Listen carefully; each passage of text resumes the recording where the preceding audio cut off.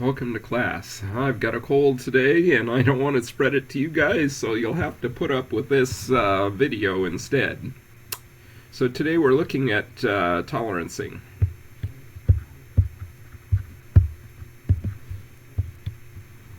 Geometric tolerancing.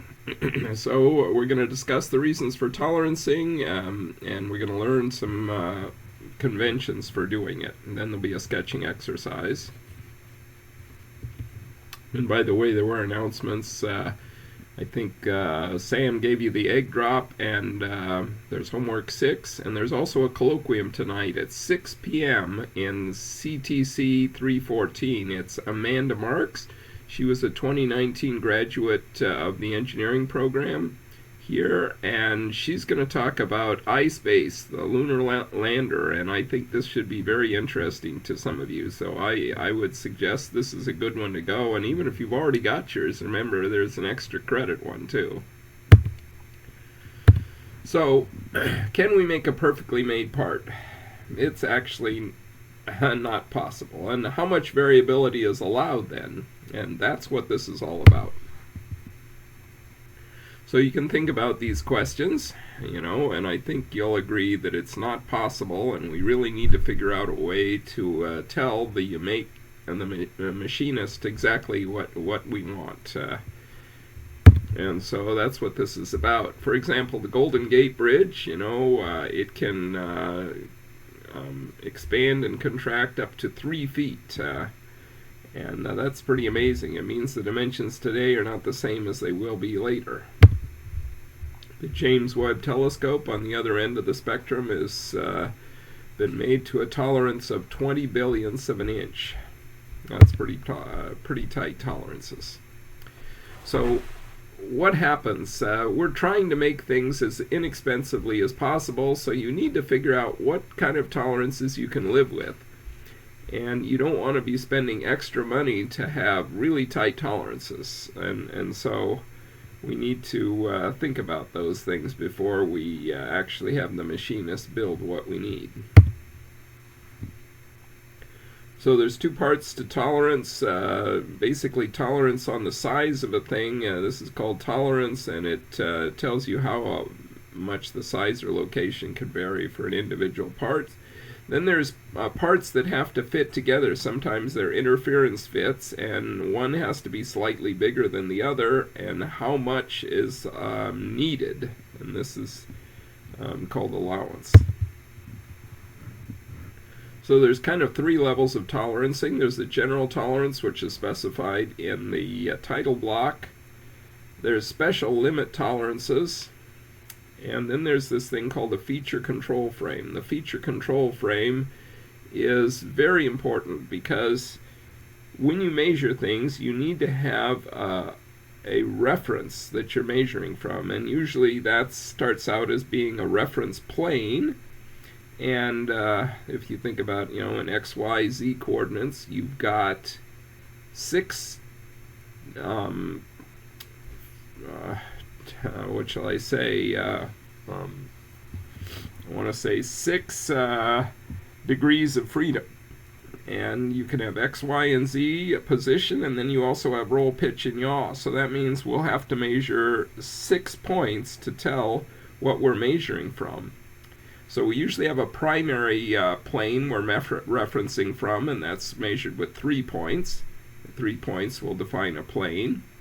And then we have the secondary plane, and that's measured with 2 points. And the final plane, the tertiary plane, is measured with 1 point. So here's an example of a title block with some general dimensional tolerances.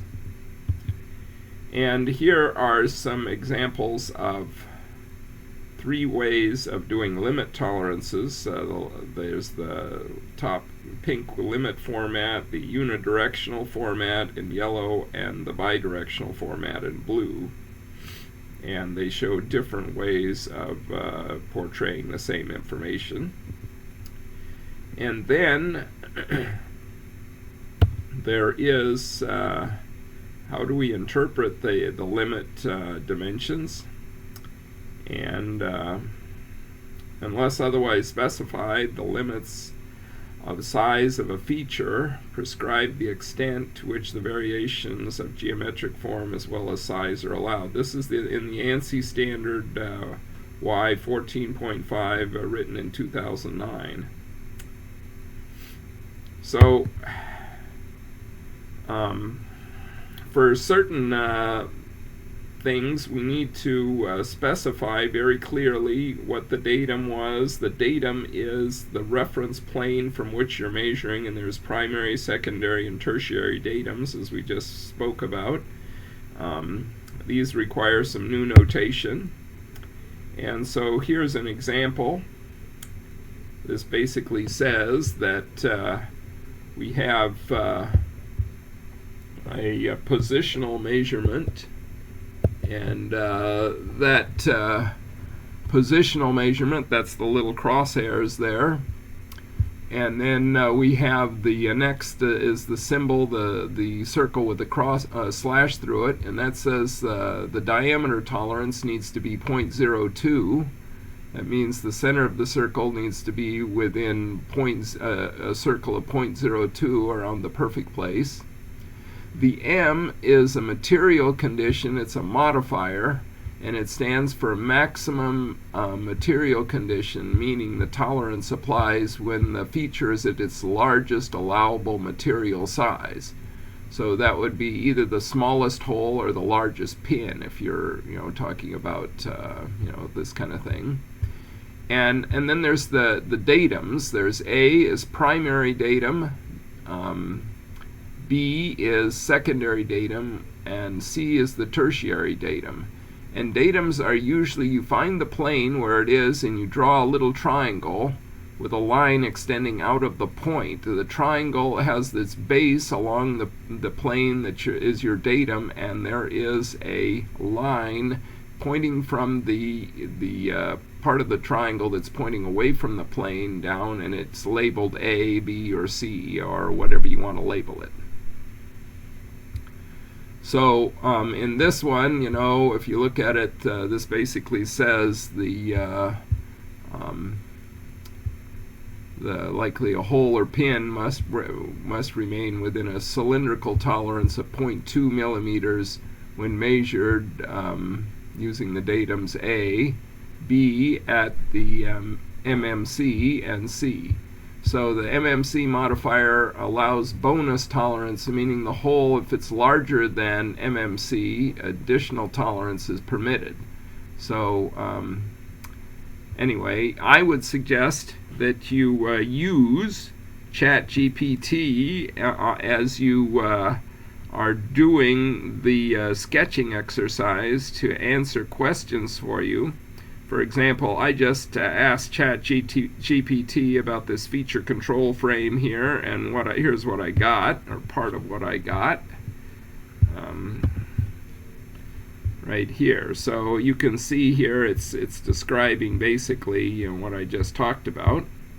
And here is the thing you're sketching. It's our old friend the brick. This time you want a multi-view projection, front, side, top, or at least two views.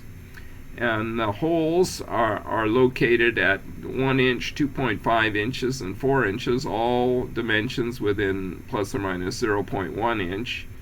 The brick is 1.5 inches by 2 inches by 5 inches, and all dimensions are plus or minus 0.1 inch. And the holes have a diameter of 1 inch plus or minus 0.02. So anyway, I think you can look at that, and I hope you can figure this all out with the help of ChatGPT. Don't hesitate to help each other as well.